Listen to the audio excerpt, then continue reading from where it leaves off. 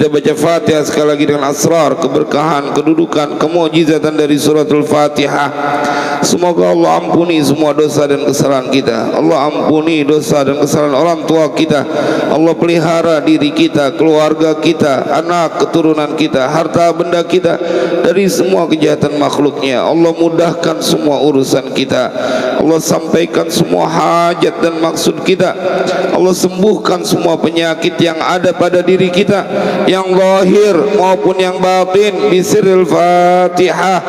A'udzu billahi minasyaitonir rajim. Bismillahirrahmanirrahim. Alhamdulillahi rabbil alamin, arrahmanir rahim, maliki yaumiddin. Iyyaka na'budu wa iyyaka nasta'in. Ihdinas shiratal mustaqim, shiratal ladzina an'amta 'alaihim ghairil maghdubi 'alaihim waladdallin. Rabbighfirli wa liwalidayya wa lil mu'minina amin. Bismillahirrahmanirrahim. Alhamdulillahi rabbil alamin. Allahumma shalli wa sallim ala sayyidina Muhammad wa ala ali sayyidina Muhammad. Amma ba'du, faqala Syekhul Muallif rahimahullahu ta'ala wa adama an-naf'a bihi wa bi barakati ulumihi wa bikum fid din wad darain amin. Syarrul fuqara'i man yawaddu annahu minal aghniyai wa khairul aghniyai man la yakrahu ay yakuna minal fuqara'i. Wallahu a'lam bishawab. Jemaah sekalian berbahagia, kembali kita diperkenankan oleh Allah dalam sebuah pertemuan majlis yang mudah-mudahan akan menjadikan kita orang-orang yang semakin istiqamah, menjadi orang-orang yang tidak pernah merasa lelah untuk mengejar sebuah derajat di mana Allah ridho sama kita. Dan kajian pada pagi ini kitab Hikam Haddadiyah, kita akan kembali mendapatkan mutiara hikmah dari Al-Habib Abdullah bin Alwi Al-Haddad. Ini memang ngaji wilayah hati, jadi memang akan terasa perih buat kita bila terjadi sesuatu yang di dalam hati kita ada penyakitnya. Emang perih. Lebih baik kita menjadi orang yang merasakan keperihan di dalam hati kita, supaya penyakit yang ada di dalam hati kita menjadi sembuh. Karena itu yang dibutuhkan. Kalau buat urusan nyari duit, buat urusan kerja, jamaah lebih pintar daripada kita. Tetapi yang perlu kita tahu adalah bagaimana kemudian kita juga diingatkan untuk mencari urusan akhirat kita. Dan ini yang banyak orang lupa, dan ini yang banyak orang entengin. Makanya setiap kali kita masuk ke dalam mutiara-mutiara hikmah Al-Habib Abdullah bin Al-Haddad, terasa betul hati kita kayak disayat-sayat. Kita lihat pada bagian lanjutan dari mutiara hikmah beliau, kata beliau, syarrul fuqara'i man yawaddu annahu minal aghniyai. Telah berkata siapa Al-Habib Abdullah bin Alwi Al-Haddad, syarrul fuqara'i, bermula paling buruknya, paling jeleknya orang fakir, orang yang hidupnya dalam kesusahan. Kalau orang fakir itu orang yang dia secara fikih memang nggak punya penghasilan. Kalau orang miskin dia berpenghasilan tapi tidak mencukupi kebutuhan. Orang miskin. Kalau orang fakir dia lebih rendah lagi, emang nggak punya kemampuan apa-apa. Dan ini diceritakan di dalam Al-Quran tentang berkali-kali mereka yang disebutkan dalam keadaan fakir dan miskin.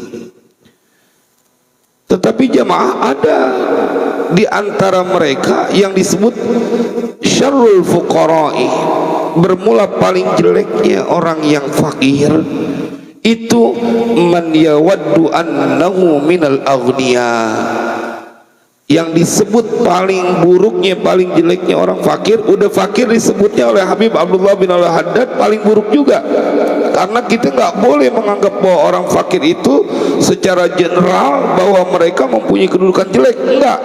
Kita udah ngaji minggu kemarin bahwa level tertingginya adalah ketika engkau mendapati seseorang yang diberikan kesulitan untuk urusan dunianya, tetapi kemudian dia mendapatkan kemudahan. Wa tayassarat man tayassarat lahu matalibul ukhrawiyah. wa ta'assarat alaihi matalibuhud dunyawiyah, maka kata Habib Abdullah bin Al-Haddad, fahuwa min warasatin nabiyyin, orang yang fakir tapi dia demen ibadah, orang yang fakir dia tetap menjadi orang yang taat kepada Allah, itu urutan nomor satu. Dalam kesusahannya dia tetap beribadah secara totalitas. Kata Habib Abdullah bin Al-Haddad, ente kalau pengen melihat para pewaris Nabi adalah mereka yang dalam keadaan fakir tetapi tetap menjadi orang yang giat dalam beribadah. Jadi ini adalah pengecualian. Orang fakir yang paling buruk kata Al-Habib Abdullah bin Ali Al-Haddad adalah mereka atau seseorang yang dia man yawaddu, yaitu orang yawaddu yang menginginkan annahu akan bahwasanya dia, yakni orang fakir tersebut itu minal aghniya, dia pengen masuk dirinya kepada barisan orang kaya. Ini menarik, berarti nggak boleh dong seseorang pengen kaya.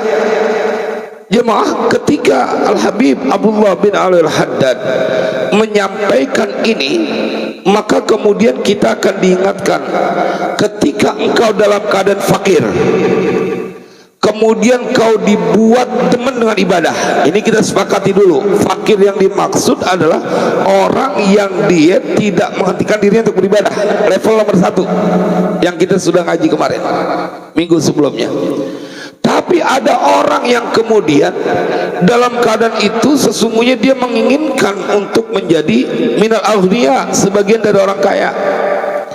Sejarah dalam perjalanan baginda Rasulullah bertemu atau ada orang yang bernama Sa'labah, itu ceritanya mengharu biru jemaah.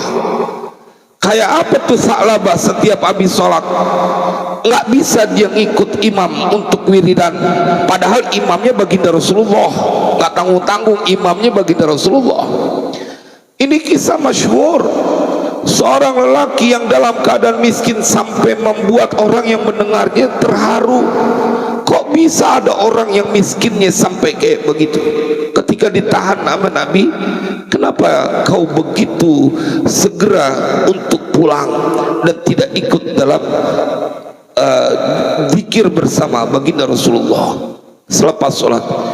Jawabannya sesuatu yang tidak pernah terbayang. Ya Rasulullah, kain yang kupakai untuk sholat sebagai makmum bersama jamaah adalah kain yang juga akan digunakan oleh istriku untuk sholat. Kayak apa susahnya? Nggak pernah kita nemuin di Duren Sawit dimanapun ada orang yang miskinnya pakai begitu. Tetapi lihat, dia nggak berhenti untuk sholat berjamaah, padahal miskin banget, fakir, tapi nggak menghentikan buat berjamaah. Jadi kalau ada orang berkata, lu mah enak bisa ke masjid mulu, urusan dunia lu udah rapi, udah beres.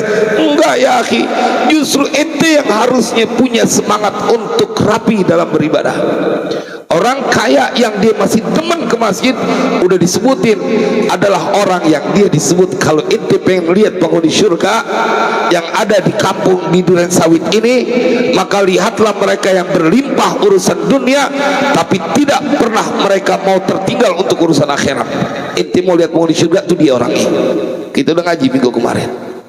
Artinya dunianya dikasih senang oleh Allah, tetapi kemudian akhiratnya dibikin dia tidak pernah lelah untuk melakukannya. Biasanya kalau orang banyak duit rada susah untuk beribadah, tapi kalau engkau melihat ada orang kaya yang demen beribadah, demen sholat berjamaah, ikut hadir di majlis talim, terus dia berbuat kebaikan, engkau sesungguhnya sedang melihat lelaki calon penghuni surga. Sallu ala Nabi, sallu ala Nabi. Wah, luar biasa. Begitu Allah manjakan, karena kata Habib Abdullah bin Al-Haddad, fahuwa min ashabil yamin. Ini kata Habib Abdullah bin Al-Haddad, dan logika kita terima, Pak. Dia dikasih senang urusan dunia dan dia tidak menjadi lupa urusan akhirat. Kenapa? Dia keluar, lompat, dan tidak termasuk ayat alhaakumut takatsur, hatta zurtumul maqabir kalla sawfa ta'lamun thumma kalla sawfa ta'lamun. Dia keluar dari sebuah ayat yang kata Al-Quran, sungguh telah melalaikan kalian. Apa yang melalaikan kalian? At-takatsur, main banyak-banyakan urusan harta. Alhaakumut takatsur. Hukum asalnya, setiap orang yang sibuk dengan urusan dunia, dia akan mudah terpedaya dengan urusan dunia. Begitu kata Al-Qur'annya, alhaakumut takatsur hatta zurtumul maqabir. Berapanya itu penyakit jadi orang kaya, dia lupa urusan akhirat, sehingga dia sadar ketika dia masuk ke dalam kubur. Kelar. Artinya Allah yang bercerita, Bapak Ibu, kalau kita diberikan kecukupan, masih demen sama masjid, masih demen sama majelis talim, masih demen sama silaturahim, ente kudu bersyukur bahwa engkau mendapatkan sebuah kedudukan orang yang mendapatkan keberlimpahan kebahagiaan di dunia dan di akhirat. Tapi ada, kata Al-Habib Abdullah bin Al-Haddad, udah susah fakir, tapi yang paling buruk, syarrul fuqara'i man yawaddu annahu minal aghniya. Jadi di dalam keadaan miskin, cuma yang ada dalam pikirannya adalah orang yang menginginkan supaya dia jadi orang kaya. Itu aja dalam pikirannya, pengen jadi orang kaya aja. Begitu yang terjadi dengan Sa'labah. Dia ahli ibadah saat dalam keadaan miskin, sampai satu helai kain yang dia gunakan untuk sholat berjamaah bergantian dengan dia punya istri di rumah. Itu alasan dia buru-buru pulang. Tetapi kemudian dia tidak berhenti untuk meminta kepada Nabi, ya Rasulullah, doakan aku menjadi orang kaya. Jadi dalam minta hatinya pengen dunia terus. Karena berkali-kali Nabi kemudian mendoakan, doa Nabi nggak tertolak, nggak tertolak. Jemaah sekalian berbahagia. Makanya kalau kita baca tadi, saya ketika sampai di sini mendengar redaksi Tuan Imam saat berdoa, ini dia doa yang menjadi pecutan buat orang-orang yang kebangetan lalai dengan urusan akhirat. Wala tukhzini yauma yub'atsun yauma la yanfa'u malu wala banun illa man atallaha biqalbin salim. Itu kan doa tadi, bagian akhir dari Tuan Imam kita saat berdoa. Begitu saya sampai di dia, ayat yang diceritakan di dalam Al-Quran yang menjadi doa dari Nabi Ibrahim Khalilur Rahman, segitu dia ketakutan, ya Rob, jangan kau hinakan aku pada hari dibangkitkan semua manusia. Yauma la yanfa'u malu wala banun. Hari itu enggak lagi bermanfaat harta maupun anak, enggak ada bermanfaatnya. Illa man atallaha biqalbin salim, kecuali mereka yang datang kepada Allah dengan hati yang bersih, hati yang selamat. Begitu kita nyampe ini dia doa, diingetin yang akan membuat engkau selamat nanti di yaumil qiyamah. Kau punya hati jembar, kalau kata orang Betawi, luas, nggak jadi sempit. Karena engkau tidak bisa memaksa orang untuk berbuat baik kepadamu, tapi satu yang harus kau niatkan dan kau usahakan, kau tetap menjadi orang baik kepada siapapun. Emang lempangan ini lempangan ngaji hati kan, ukuran normalnya bagaimana Ustaz? Sama orang yang nyakitin, yang nyusahin kita mulu, kita suruh berbuat baik. Emang begitu hati yang selamat, dia tidak mau meletakkan sesuatu yang kelewat kecil di dalam hatinya yang begitu jernih dan mulia. Jadi nggak usah dipikirin. Emang orangnya begitu, yang penting kita tetap berbuat baik. Kan kadang-kadang asal kita lagi ingat sesuatu yang, ini orang begini amat sih, kan jadi bikin hati kita sakit juga tuh. Forget it, lupain. Masih ada perihal besar yang harus kau ingat, dan itu akan membahagiakanmu saat engkau mengingat Allah. Ala bidzikrillahi tatmainnul qulub. Ngereg-ngeregin hati kalau ente masukkan kepada sesuatu yang berkaitan dengan orang yang emang susah dan nggak tahu berterima kasih. Biarin aja dulu. Ente tahu nggak si fulan begini sama ente? Aneh nggak tahu dan aneh nggak mau tahu. Bukan, justru kita malah dipancing karena ada setan yang menjelma menjadi manusia yang dia untuk merusak kita punya hati. Mudah-mudahan Allah selamatkan doa tadi itu ya Rabb. Ini doa Nabi Ibrahim Khalilur Rahman, sampai segitu ngerinya. Padahal dia punya kedudukan istimewa. Wala tukhzini yauma yub'atsun yauma la yanfa'u malu wala banun illa man atallaha biqalbin salim. Kalau Imam Ghazali pesan betul tuh, jangan pernah dilupain nih doa. Kata Imam Ghazali pada saat penutupan pembahasan bab tentang haji, jangan pernah lupain nih doa. Allahumma la tufarriq bainana wa baina sayyidina Muhammadin sallallahu alaihi wasallam yaumal qiyamah. Kata beliau begitu. Jangan ente tinggalin ini doa, ya Allah, jangan kau pisahkan antara aku dan baginda Rasulullah di yaumil qiyamah. Karena kalau ente dipisahin dari baginda Rasulullah, udah pasti ente bersama orang-orang yang cilaka. Maka disuruh berdoa itu terus. Allahumma la tufarriq bainana wa bainahu yaumal qiyamah. Kalau Al-Habib Abdullah bin Al-Haddad merujuk kepada hadis Nabi, kalau habis salat jangan pernah lupain Allahumma a'inna ala zikrika wa syukrika wa husni ibadatik. Ini merupakan sebuah hasanah keilmuan bagaimana para ulama kemudian mempunyai sebuah doa yang akan dijadikan sebuah harapan dia mendapatkan pertolongan Allah dunia dan akhirat. Kalau dia terkait terus sama baginda Rasulullah kan nggak bakal pernah susah. Kalau dia terkait dengan mengingat Allah terus juga nggak bakal susah. Yang berabe adalah orang yang dia tidak pernah berpikir tentang beratnya nanti kehidupan di yaumil qiyamah. Sa'labah, begitu kaya dia lupa dari ibadah. Banyak orang yang selamat pada saat diuji dengan kemiskinan, kefakiran, tapi tidak sedikit mereka yang terperosok dalam sebuah kedurhakaan saat diberikan keberlimpahan.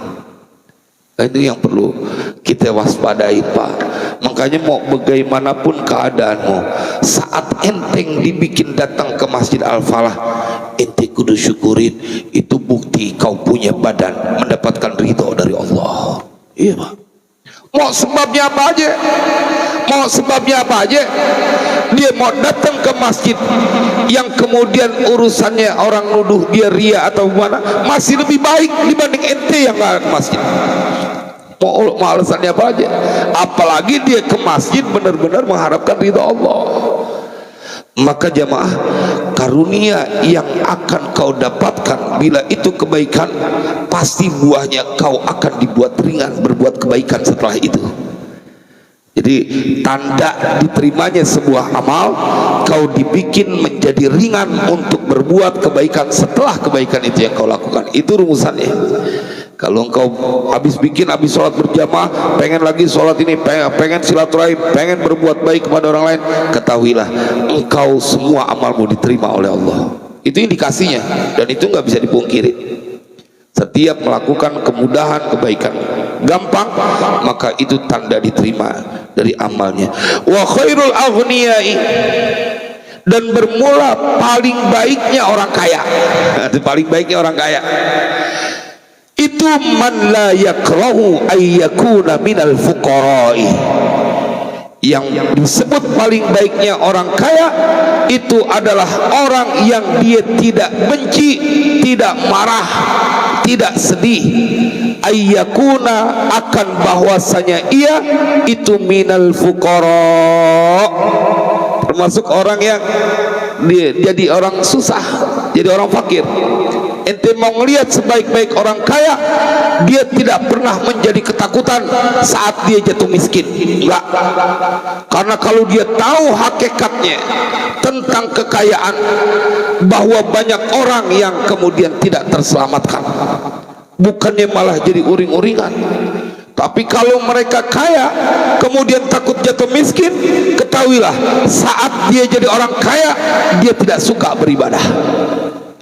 Kalau orang yang kaya kemudian dia tidak takut miskin, dia akan sadar betul kekayaan yang dia dapatkan karena dari Allah. Apapun yang terjadi pada dirinya, dia ridho. Abu Dzar Al-Ghifari, betapa beliau seorang yang dipesan oleh Nabi, ya Abu Dzar, idza tabakhta maraqatan fa aktsir ma'aha wa ta'ahad jiranak. Orang paling miskin, orang miskin, tapi dipesan sama Nabi, wahai Abu Dzar, kalau ente masak marak, idza tabakhta maraqatan, sop marak tuh yang enak banget, yang dagingnya kambing gitu, kata Nabi, sabda Nabi, fa'aksir ma'aha, banyakin kuahnya dan bagikan kepada tetangga-tetangga.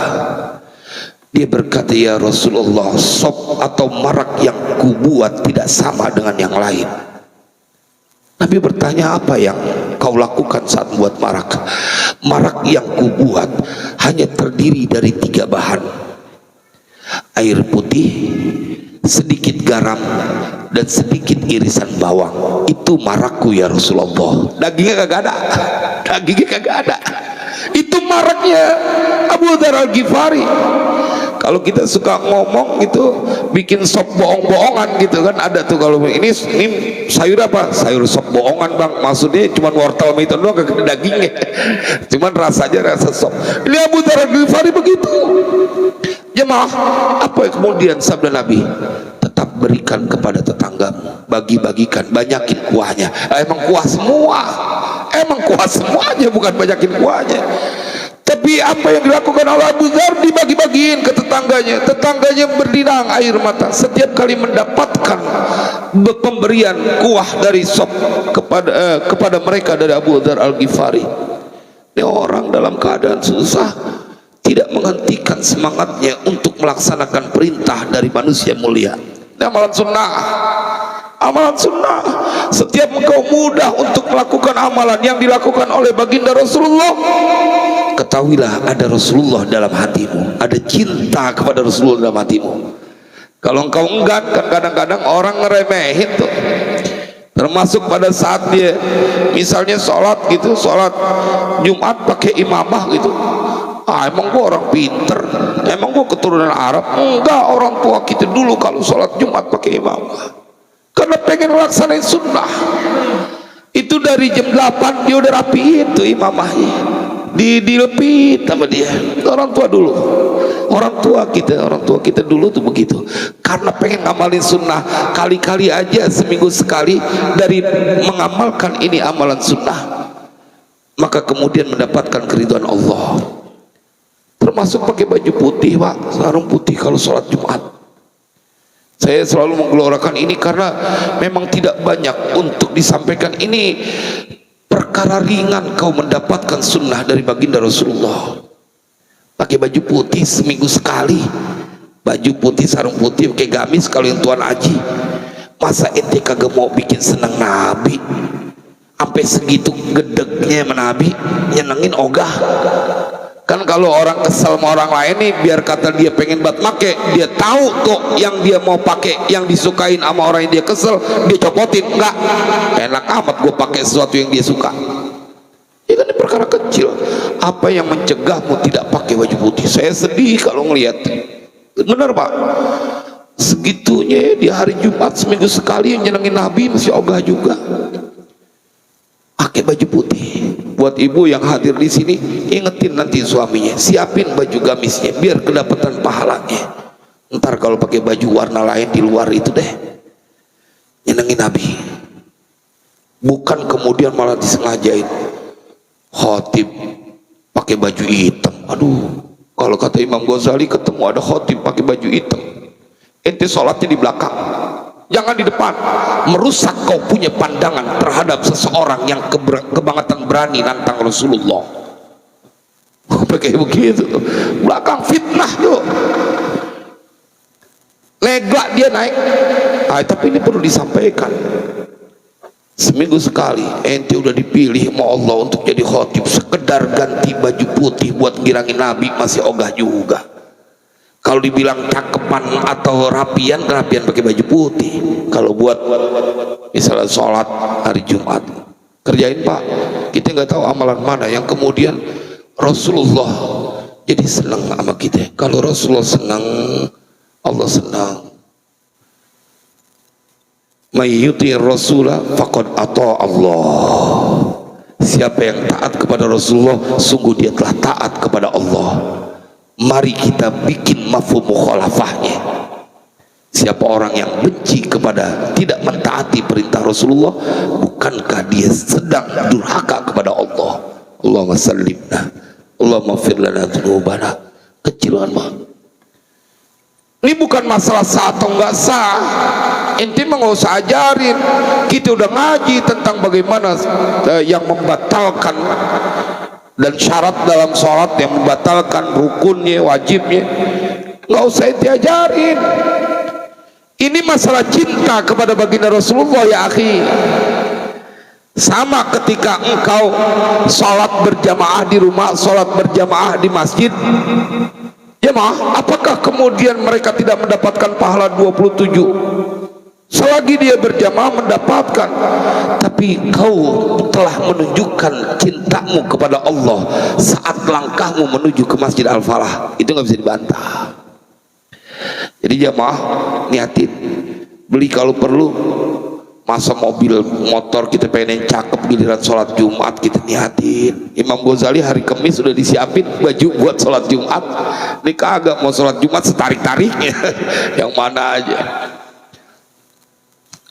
Ketika ada seorang sahabat bertanya kepada anaknya, ini dalam kitab Al-Matjarabi, apa mandi yang kau lakukan barusan itu? Aku mandi junub wahai ayahku hari Jumat. Bila demikian mandi lagi, mandi sholat Jumat, buat sholat Jumat tuh sampai kayak begitu. Jadi dia udah mandi junub buat sholat Jumat tuh, disuruh mandi lagi. Tadi mandi wajibnya, sekarang mandi sunnahnya kau untuk melaksanakan, mengkhususkan sholat Jumat. Pokoknya kita lempangan itu perlu belajar sama orang tua kita dulu, nggak bisa dibohongin. Ente biar kata pinteran, tapi bab yakinnya, bab taatnya kalah sama orang dulu kalau buat urusan itu. Emang kita perlu apresiasi bagaimana mereka mempunyai kedudukan. Nah, kita lanjutkan. Bismillahirrahmanirrahim. Wa qala, dan telah berkata siapa Al-Habib Abdullah bin Ali Al-Haddad, man amsaka, bermula siapa orang itu amsaka menahan, siapa man antanawuli fuduli syahawati, dari memberikan kelebihan-kelebihan syahwatnya, keinginannya, walam yunfik ma fi yadayhi min fudulil amwali, dan dia tidak menginfakkan ma fi yadayhi, akan sesuatu yang ada dalam kekuasaannya, min fudulil amwali, bayannya dari kelebihan hartanya, fahuwa mahrumun. Kata Al-Habib Abdullah bin Al-Haddad, ini orang adalah orang yang dicegah dari mendapatkan kelezatan kehidupan dunia. Jadi ini ada orang, kata Al-Habib Abdullah bin Al-Haddad, jikalau dia menahan, kalau dalam syarahnya disampaikan bahwa siapa orang yang menahan dari memberikan kelebihan atau menikmati kelebihan yang dia miliki tentang urusan syahwatnya, keinginannya, nafsunya, nafsu dalam artian urusan dunia, li syiddati syuhihi ala ma fi yadih, karena bangetnya, pelitnya dia terhadap sesuatu yang ada pada tangannya, kekuasaannya. Jadi orang kaya makannya metempe melulu, nggak pelit sama dirinya. Ini namanya dia amsaka antanawuli fuduli syahwati. Dia punya mobil tapi mau naik Grab, sayang mobilnya baru dicuci, mobilnya ngeri dia mau begitu. Man amsaka antanawuli fuduli syahawati, yakni li syiddati syuhihi ala ma fi yadihi, walam yunfik ma fi yadayhi min fudulil amwali, dan dia tidak menginfakkan apa yang dia punya pada kekuasaannya dari kelebihan amal-amalnya, harta-hartanya, amwal, fahuwa mahrumun, maka orang tersebut orang yang telah dicegah oleh Allah. Dicegah dari apa? Min ladza'idid dunya allati yaqsiduha ahlun nufusi wal butun wa fadailil akhirati allati qasadaha ahlul qurbi ilallah ta'ala. Maka dia tercegah dari kelompok orang yang menikmati kehidupan di dunia.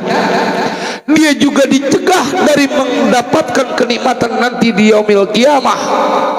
Dia punya duit, kemudian dia kagak nikmati pada saat di dunia. Dia juga nggak ajak buat bersedekah di jalan Allah. Kata Habib Abdullah bin Al-Haddad, orang tersebut dicegah oleh Allah merasakan kebahagiaan di dunia, dan dia juga dicegah oleh Allah mendapatkan kesenangan di yaumil qiyamah. Jadi kena capek doang. Saya berpikir bahwa apa yang disampaikan oleh Habib Abdullah bin Al-Haddad setiap saat bisa kita menemukannya.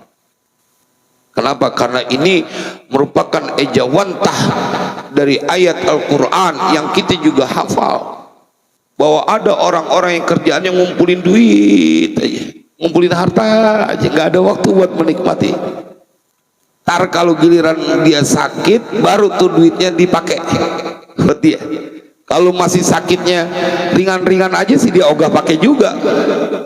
Ya itu ya Pak, orang kalau pelit itu jangan kata duitnya, dosanya lu pinta kagak dibagi. Kalau orang Betawi kalau buat istilah kan emang telak banget. Lu mah pakai ngarepin duit dia, jajalin, dosanya lu pinta, enggak, lu nggak bakal dikasih. Saking pelitnya. Wailul likulli humazatil lumazah alladzi jama'a malahu wa 'addadah. Ini kata Al-Quran, yahsabu anna malahu akhladah. Gak bisa Pak, ini kata Al-Quran. Ada orang-orang yang kerjaannya mengumpulkan uang, wa'addadah, dan dihitung aja. Dia hitung lagi, besok dia hitung lagi. Buat diri dia, dia sayang. Alladzi jama'a malahu wa'addadah. Dia kumpulin, dia hitung, dia nggak infakkan di jalan Allah. Waliyadzubillah. Artinya begini, kalau ada orang yang berlimpah harta, kemudian hartanya tidak dikeluarkan, berat untuk dikeluarkan di jalan Allah, cukup kau yakinkan tuh harta ngedapetinnya kagak rapi. Kagak rapi. Kalau ngedapetinnya rapi, dia akan terus menyelamatkan orang yang punya dengan diajak berinfak di jalan Allah. Jadi kata Al-Habib Abdullah bin Al-Haddad, man amsaka an tanawuli fuduli syahawati walam yunfiq ma fi yadayhi min fudulil amwali fahuwa mahrumun. Walladhi yatamatta'u bima fi yadihi minad dunya wa yunfiquhu fi syahawatihi al-mubahati ahsanu halan minhu. Walladhi, dan bermula orang itu yatamatta'u, dia bersenang-senang bima fi yadihi, dengan sesuatu yang ada dalam kekuasaannya. Artinya dia punya itu harta, minat dunia, dari sebagian urusan dunia. Ada orang punya kaya, dia ngomong, dia pokoknya punya agenda setiap sebulan sekali makan di luar sama istri, sama anak-anaknya, dikumpulin anaknya makan keluar. Dia melakukan itu, dia punya hartanya, artinya kan dia menikmati itu hartanya. Kata Habib Abdullah bin Al-Haddad, di waktu yang bersamaan juga wa yunfiquhu fi syahawatil mubahati, dan dia menginfakkan pada urusan keinginannya itu al-mubahah, yang dibolehkan. Yang dibolehkan, nggak boleh yang diharamkan.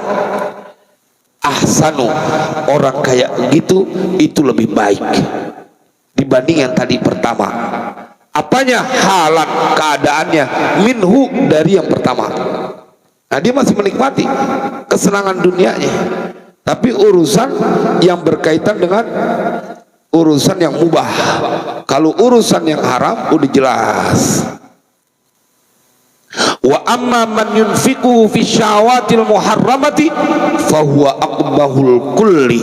Nah, kalau yang buat yang haram itu, buat nyawer, ingetin, apapun alasanmu, kau memberikan sesuatu dengan definisi nyawer, maka kau adalah orang yang telah melakukan sesuatu yang dilarang oleh Allah.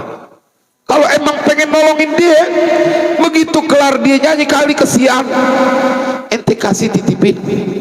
Tapi pada saat kau menemani wanita itu menari-nari dan kau melakukan pemberian ditonton oleh orang banyak, kau telah menghabiskan hartamu pada jalan yang tidak dibenarkan oleh agama. Gak bisa ente pakai ngeledek-ngeledek begitu. Nyawer.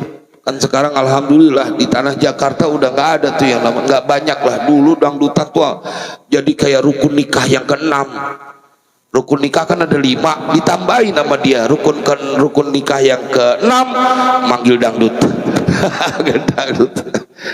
Nah, kan nggak, sekarang alhamdulillah udah berubah. Kalau dulu kita bepuyang ngelihatnya. Emang berarti di sisi lain kita melihat kelebihan dari orang sekarang. Ada kelebihan orang tua kita dulu. Pak, sekarang kita malu. Ya, paling kalau mau buat hiburan ya itu, mau qasidah yang kemudian nggak pakai ada bab kayak begitunya. Jangan masih banyak anak yatim, masih banyak orang miskin. Giliran mau anak yatim, giliran mau orang miskin, giliran ada kotak amal, ente kagak segitu girangnya ngasih duit. Apa giliran sama biduan cengenges sampai joget-joget ngasih duit. Itu kan enak banget. Kita lempakan ngaji nih, ya emang lempakan berasa ya berasa. Orang kita pengen berubah gitu. Nah, kita lanjutkan kepada mutiara hikmah setelahnya. La yakmulu halud da'i ila rabbil alamin hatta yasira qawluhu wa fi'luhu hujjatan ala jami'il mu'minina. Allahu Akbar. Allahumma fir lana dzunubana. Ini menyasar kepada siapa saja juru dakwah. Diingetin sama Al-Habib Abdullah bin Al-Haddad, ente ustaz, ente kiai, ente juru dakwah, perlu dengar nih apa mutiara dari Al-Habib Abdullah bin Al-Haddad. Apa kata beliau? La yakmulu halud da'i. Tidak sempurna apa yang tidak sempurna halud da'i. Keadaan orang yang mengajak kepada kebaikan, ad-da'i ila rabbil alamina, kepada Tuhan yang menguasai semesta raya, yang menciptakan semuanya. Ente enggak sempurna menjadi seorang dai, seorang ustadz, seorang penceramah. Hatta yasira qawluhu wa fi'luhu hujjatan ala jami'il mu'minin, sampai menjadi apa qauluhu, ucapannya itu dai, wa fi'luhu dan perbuatannya dai, hujjatan ala jami'il mu'minin, menjadi hujjah atas semua orang yang beriman. Tuh lihat, ucapan dan perbuatannya sama kan jadi hujjah. Kayak Ustadz Ono, dia ngomong supaya jangan pelit, dianya juga sangat dermawan. Bukan cuma ucapannya doang. Ini kan kebanyakan pada saat dia ngomong tentang kebaikan, tapi praktek keseharian dia menyelisihi, mengingkari apa yang dia sampaikan. Wah, ini ngeri. Bukan cuma nggak sempurna, nanti akan disampaikan pada bagian lanjutannya, mutiara selanjutnya, engkau akan disebut orang yang kurang pikirannya, bahkan mundur ke belakang. Kalau jadi juru dakwah kudu dijaga. Makanya kalau ada juru dakwah yang ketika dia menceritakan tentang kesederhanaan, tapi di sisi yang lain dia bermewah-mewahan, ente bagaimana sih orang-orang disuruh hidup sederhana, jangan gila dunia. Ente gila dunia.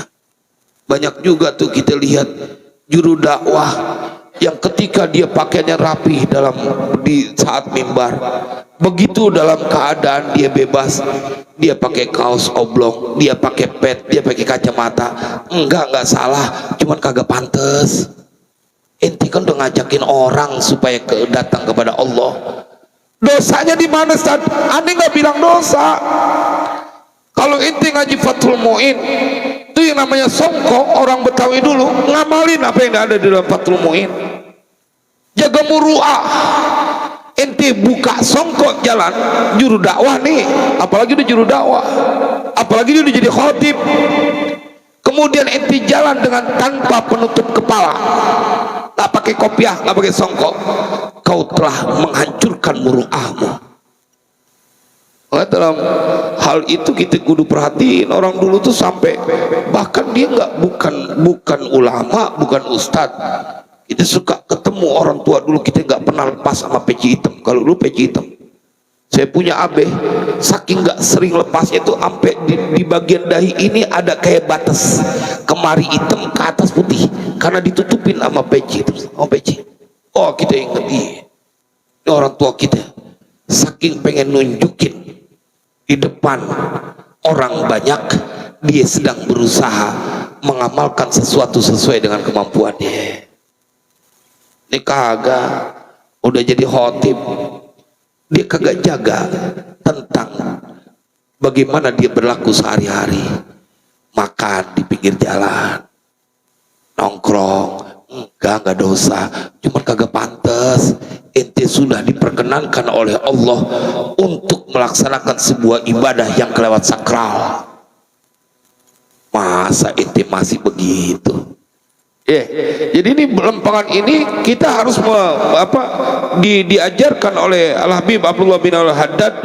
Ente kagak sempurna jadi juru dakwah, ngajarin orang doang bener, tapi giliran ente gak bisa untuk melakukan apa yang ente ucapin. Apalagi sih dengar nasihat orang, nasihat ente sendiri ente gak bisa kerjain, kan begitu artinya.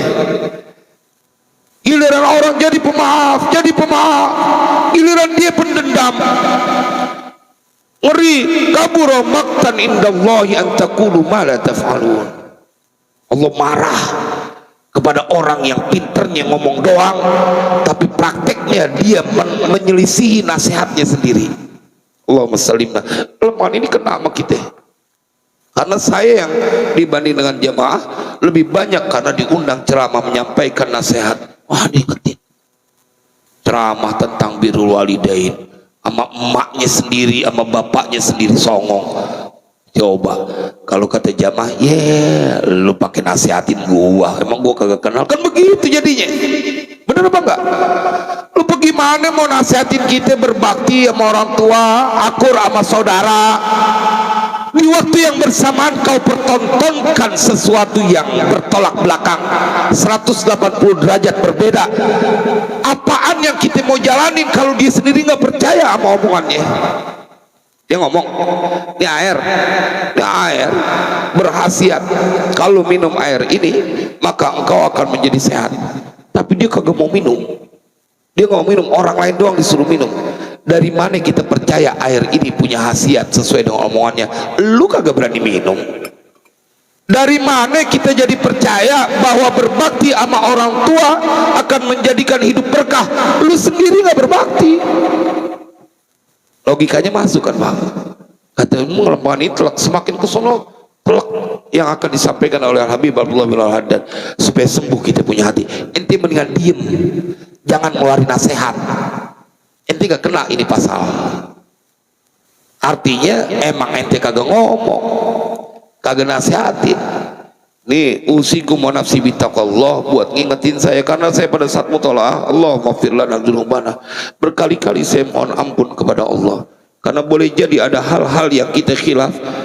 Nah, bagaimana kita dengan yang emang sengaja-ngaja? Biarin itu kan buat orang-orang. Kudu berbakti sama orang tua aja, kudu demen sedekah, kan buat dia. Makanya pengamalan itu lebih susah. Satu lagi, ini rada menusuk juga tentang guru dan murid. Idza ra'aital alima, qala Al-Habib Abdullah bin Al-Haddad, apabila engkau melihat orang alim, yufidu biqaulihi, memberikan manfaat siapa orang alim, biqaulihi dengan ucapannya, duna fi'lihi, tetapi tidak dengan perbuatannya. Omongannya benar, perbuatannya ngaco. Fa'lam annahu naqisun, ketahuilah olehmu itu orang adalah orang yang kurang. Makanya di sini disebut naqis adalah orang anil kamali wa huwa alladhi yasduqu alaihi qauluhu. Orang kayak begitu dia cocoknya seperti yang disampaikan dalam Al-Qur'an, kamatsalil himari yahmilu asfara. Atau orang yang kayak begitu telah dicaci oleh Allah dalam Al-Qur'an, telah dihina oleh Allah dalam Al-Qur'an, atamuruna nasa bil birri wa tansawna anfusakum. Tuh orang yang kayak begitu, kata Al-Quran, ente nyuruh orang untuk berbuat baik, wa tansawna anfusakum, tapi kalian melupakan akan kewajiban pada diri kalian. Ini disebut naqis. Kalau kita ngelihat dari syarahnya, itu orang adalah orang yang seperti himar. Masa ente mau dengerin nasihat himar yang dia bawa sesuatu yang membuat dia menjadi sia-sia? Dia sampaikan sia-sia. Pak, jangan sampai kita salah nyari guru, karena guru mewarnai. Ente kalau punya guru cuman demen yang ngomong doang, ngerjain kagak, pasti muridnya begitu juga. Ini asik nih punya guru, kita boleh ngomong doang, ngerjain kagak. Guru mewarnai. Guru taekwondo tuh muridnya pasti main jurusnya taekwondo.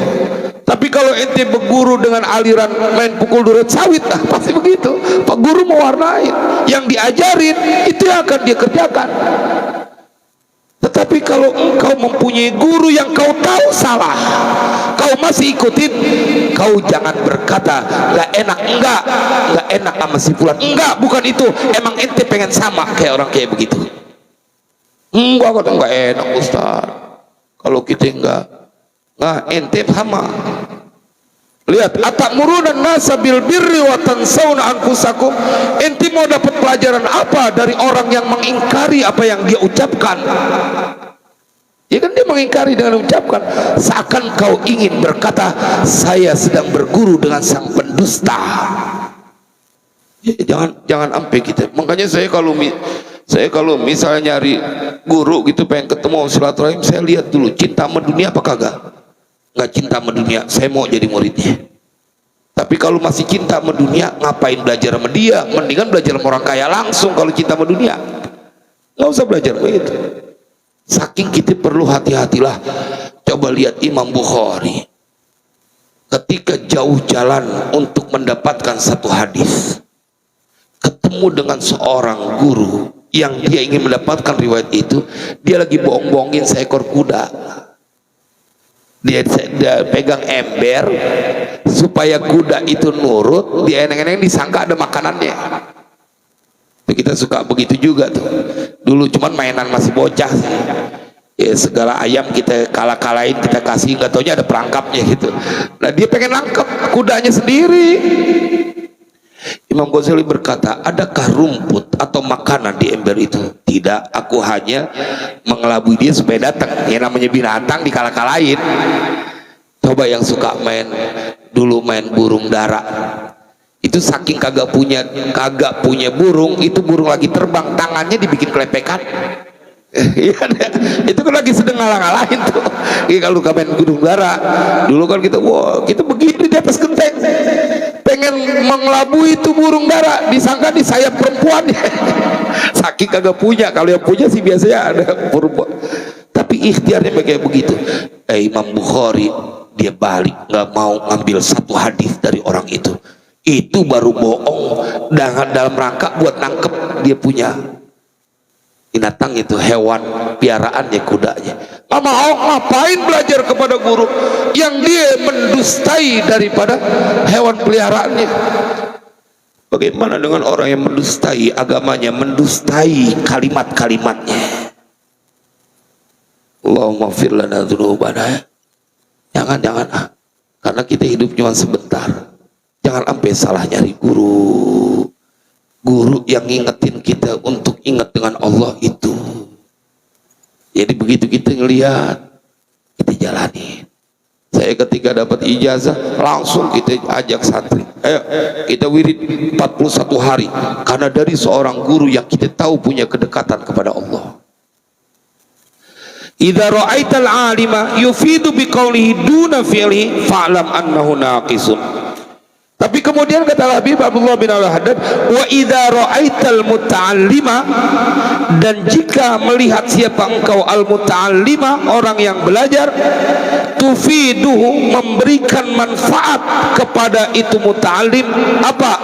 Al-aqwalu, ucapan-ucapan, wala tu'addibuhu, dan tidak mendidik akan seorang yang belajar, apa? Al-af'alu, perbuatan-perbuatan, fa'lam, maka ketahuilah olehmu, annahu anit tahsili naqisun, ketahuilah orang yang seperti itu mendapatkan ilmu, naqisun, orang yang mundur, bukan dapat ilmu, dia berfaedah dengan ucapan-ucapannya, bermanfaat, tapi dia nggak punya adab, nggak punya akhlak.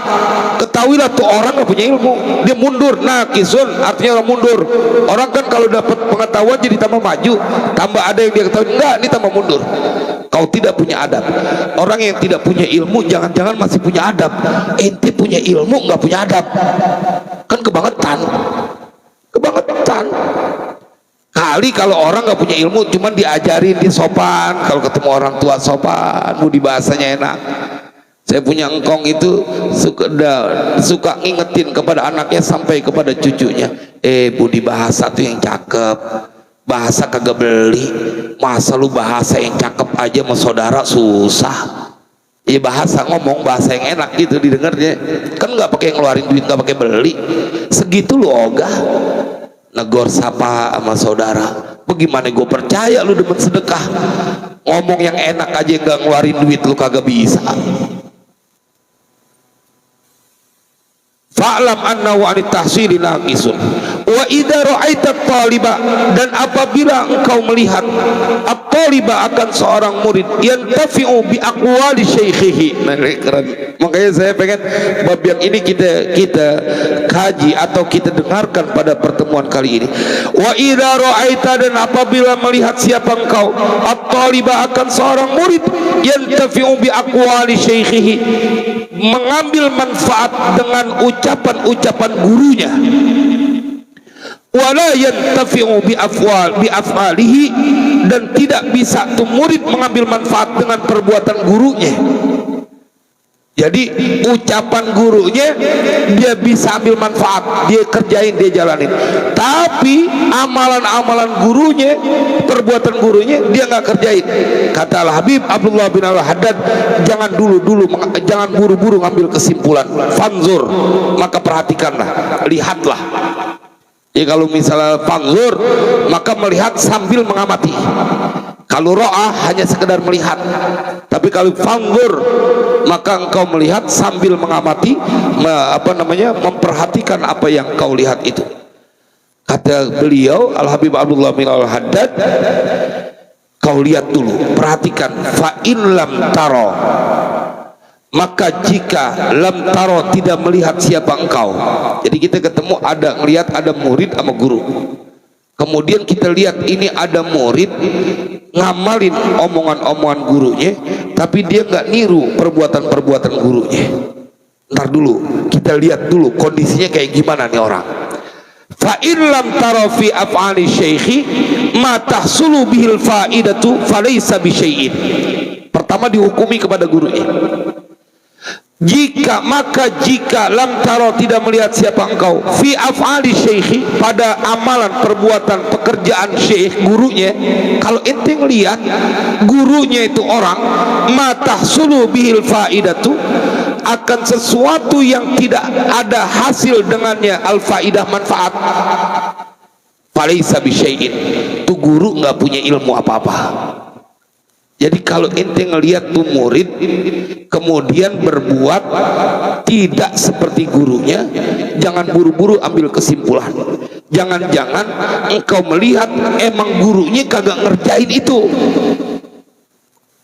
maka engkau akan disampaikan dalam kitab ini bahwa guru seperti itu fa'lam fa in lam taro fi af'ali syai'in ma taslu bil faidah falaysa bi syai'in ay dzalika syaikhu, tidaklah syai' itu bi syai'in mempunyai apa-apa, nggak ada.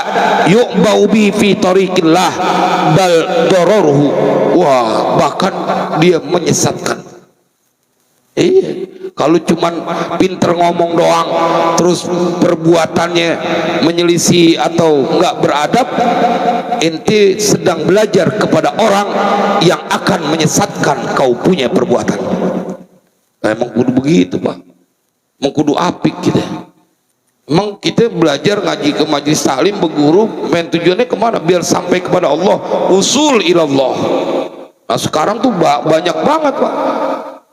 Berhasil tuh banyak orang yang membenci dzurriyyah baginda Rasulullah. Aduh, ngeri kita.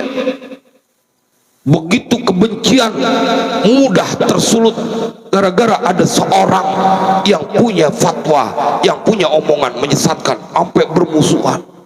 Gara-gara satu orang yang disebut Imaduddin Al-Kaburi. Itu dia tuh baik gara-gara dia tuh. Dosanya banyak banget tuh. Wah marah Pak, kita kalau posting tentang Yaman, tentang Tarim langsung dihujat, langsung dihina. Saya bilang emang begitu, kalau orang demen makan yang haram, hati isinya kebencian dulu, makanannya yang haram.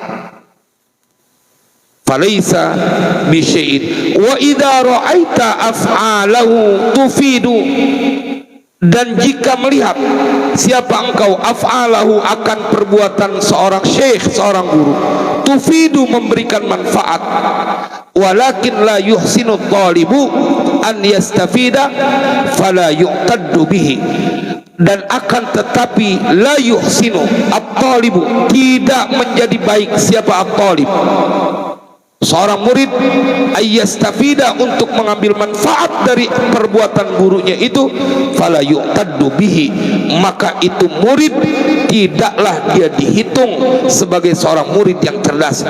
Emang muridnya yang blow on, gurunya udah ngajarin bener, nyontoin perbuatannya bener, muridnya nggak bisa ngambil manfaat dari apa yang telah dicontohkan oleh gurunya, maka yang jangan ente hukumi gurunya, ente hukumi muridnya. Muridnya yang blow on, muridnya yang kagak mau ngerjain. Kan kadang-kadang emang diajarin dari gurunya begitu, ntar dulu, lihat dulu. Kadang-kadang banyak orang yang berselimut dengan tega dia mengkambing hitamkan gurunya. Dari sononya diajarin begitu. Mana ada guru ngajarin songong? Gak ada. Dia berlindung dengan nama gurunya. Ala kulli hal, pengajian ini akan menjadi nutrisi batin buat kita.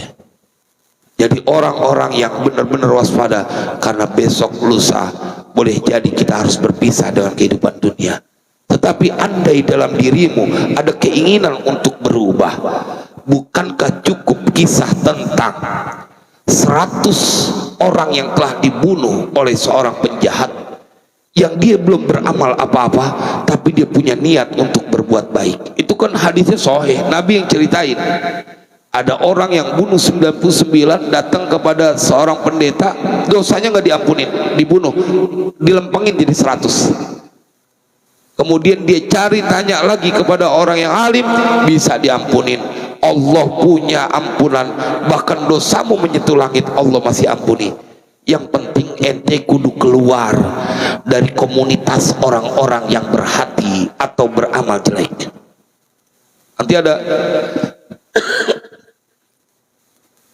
siapa, kalau dalam kitab ini diceritakan, man ahabba qauman husyira ma'ahum, siapa orang yang mencintai satu kaum, dia satu komunitas, ntar ente kumpulnya bareng dia, nanti dikumpulkan di yaumil kiamah bareng dia. Kalau ente ketemu dengan orang yang dia nyaman dengan perbuatan dosanya, ntar ente kumpul bersama itu. Hak-hak. Jangan kita kemudian jadi, ya kita bagaimana ya Ustadz, jatuhnya cuma dibingung. Jangan bingung, lu lihat mana yang hak, mana yang batil. Jangan pakai bingung. Ente mau mengorbankan masa depan yang kekal nanti di yaumil qiyamah. Kalau sesuatu yang salah, jangan pernah ragu untuk menolaknya. Kalau sesuatu yang benar, kerahkan kemampuan untuk melakukannya. Itu dia fungsinya ngaji. Jangan kita menjadi orang yang mudzabzab, kesono kagak, kesini kagak. Kalau dalam bahasa Al-Quran di sini disebutkan bahwa mereka la ilaha ula'i wa la ilaha ula. Dia nggak kesini, nggak kesini. Oh, itu berabe tuh orang yang kayak begitu. Maka kalau ketemu orang yang kayak begitu, murid yang tidak mengamalkan, melakukan apa yang dipraktekkan oleh kiainya, gurunya, syekhnya, ente jangan salahin gurunya. Ini murid yang bebel, gurunya udah nyontoin. Tapi kalau emang ente lihat gurunya nggak ngerjain, berarti dia telah berguru kepada orang yang tidak punya apa-apa. Laisa bisyai'in, falaisa bisyai'in. Nggak ada sedikit pun yang dia punya. Telak banget Al-Habib Abdullah bin Al-Haddad lempengan ini. Ente mau belajar apaan dari orang yang tidak mengamalkan apa yang dia nasihatkan, apa yang tidak diucapkan? Kau sedang menemani seorang pendusta dan urusan agama dia berdusta. Ya? Kerjain sholat berjamaah, ambil sunnah Nabi, sholat usahakan pakai baju putih, nyenengin Nabi seminggu sekali, apa susahnya? Nyenengin bini saban hari, kau tidak pernah bosan, tidak pernah lelah. Nyenengin anak saban hari, kau tidak pernah nyerah. Masa nyenengin Nabi seminggu sekali pakai baju putih-putih, sholat Jumat lagi segitu ogahnya? Jemaah sekalian berbahagia, dia ceramah kayak begitu, giliran dia sholat pakai baju abu-abu. Ini sambil geledek nih guru, gua disuruh pakai baju putih, giliran dia pakai baju abu-abu. Ah, begitulah orang yang menyelisihi apa yang dia ucapkan, apa yang dia nasihatkan. Sayangi badanmu, jangan sampai keseringan bergaul dengan orang yang suka berdusta, karena engkau akan punya mental pendusta. Pasti itu. Kalau kita bergaul dengan orang-orang yang sayang, saling mengasihi, maka engkau akan menjadi orang yang juga melakukan itu. Tapi berlaku kebalikannya. Selamatin Pak. Saya, orang tua kita tuh apik banget kalau mau nitip murid, mau dilihat dulu gurunya kayak gimana. Saya begitu Pak. Saya pernah satu waktu udah bayar 15 juta. Saya begitu ngeliat imamnya kagak pakai kunut, pulang. Saya kudu selamatin, saya punya anak. Pulang, itu pakaiannya tinggal semuanya. Itu 15 jutanya nggak minta dipulangin, kagak. Anak harta yang tidak bisa dinilai dengan apapun. Selamatin, pulang. Itu gitu. Itu bab kunut, apalagi bab bohong. Kunut kan masih ketemu fikihnya kan, apalagi bohong. Seng anak gue lagi diajarin sama tukang bohong. Bapaknya yang berarti nggak punya ini fakta. Mudah-mudahan ini menjadi manfaat buat kita semuanya. Tidak ada yang ingin saya sampaikan kecuali ingin mengingatkan pada kita semua. Tadi lupa di awal ya. Makasih diingetin. Ya, para tadi pertama saya datang gitu langsung lihat Ustaz Muhammad Rifai ini berarti sedang dalam keadaan sakit. Kalau Ustaz Muhammad Yasin memang saya tahu beliau sedang sakit. Semalam saya dapat berita tapi udah ada perkembangan, beliau sudah ada di ruang rawat inap ya Ustaz Saiful ya. Alhamdulillah ada perkembangan. Kita doain mudah-mudahan saudara kita Al Ustaz Muhammad Yasin, saudara kita Al Ustaz Muhammad Rifai mendapatkan kesembuhan, Allah angkat penyakitnya. Allah berikan lagi beliau kesempatan biar kumpul bareng-bareng kita di Masjid Al-Falah ini. Dan semua saudara kita yang sakit, ya Rabbi rahmatika wa bijahi nabiyikal Mustafa wa bijahi awliyaika bisirril Fatihah. A'udzubillahi minasyaitonir rajim. Bismillahirrahmanirrahim. Alhamdulillah rabbil alamin arrahmanir rahim maliki yaumiddin. Iyyaka na'budu wa iyyaka nasta'in ihdinas siratal mustaqim siratal ladzina an'amta 'alaihim ghairil maghdubi 'alaihim waladdallin. Rabbighfirli wa liwalidayya walil mu'minina amin. Bismillahirrahmanirrahim. Alhamdulillahi rabbil alamin. Allahumma shalli wa sallim ala sayyidina Muhammad wa ala ali sayyidina Muhammad. Allahumma ya rabbi rahmatika wa bijahi nabiyikal Mustafa wa bijahi awliyaika wa bijahi muallif hadzal kitab. Ya Allah, la tufarriq bainana wa baina sayyidina Muhammadin sallallahu alaihi wasallam yaumal qiyamah. Ya Allah, a'inna ala dzikrika wa syukrika wa husni ibadatik. Wa sallallahu ala sayyidina Muhammadin wa ala alihi wa sahbihi wasallam walhamdulillahi rabbil alamin. Assalamualaikum warahmatullahi wabarakatuh.